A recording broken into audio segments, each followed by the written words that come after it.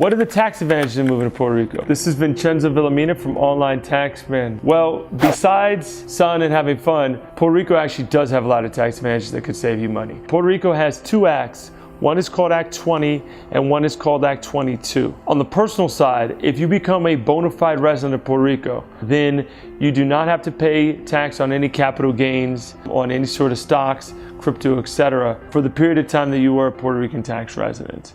On the corporate side, if you open up a Puerto Rican company that outsources services, whether it's marketing services, technology services, anything in which you're employing Puerto Rico employees or you yourself as a bona fide resident being in Puerto Rico or doing the services, then you are only subject to a 4% tax rate in Puerto Rico, as well as a 0% dividend distribution, right? Meaning that you can take a salary from the Puerto Rican company, that salary is going to be subject to around 30% tax, depending on what bracket. But the remaining amount could be a dividend distribution, and that would be tax-free. So again, if you're into crypto or you're into trading, then yeah, being a bona fide resident of Puerto Rico could help. If you have your own company and you're able to export services to the States or elsewhere, then you get a 4% tax rate. Now, what constitutes being a bona fide resident of Puerto Rico? That's the question.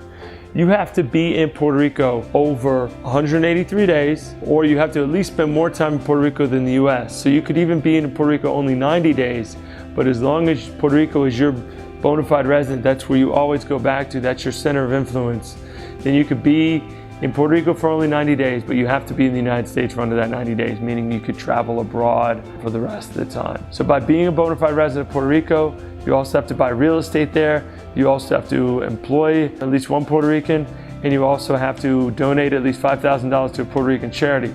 By doing all these, you are a bona fide resident and you qualify for the Act 22. Same thing for opening a Puerto Rican company.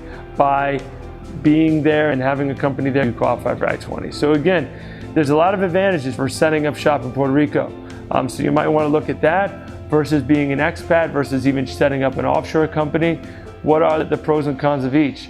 Again, it depends on the person's situation and what you and a taxpayer are looking for. But that's what we do at Online Taxman. So please go to onlinetaxman.com, sign up for a tax consultation. Let us know that you're specifically looking for Puerto Rican tax advantages. I know a lot about this. We've done this before, and we're happy to help. The first consultation is free, no obligation. So go to onlinetaxman.com and sign up, and we're happy to help you. Thank you.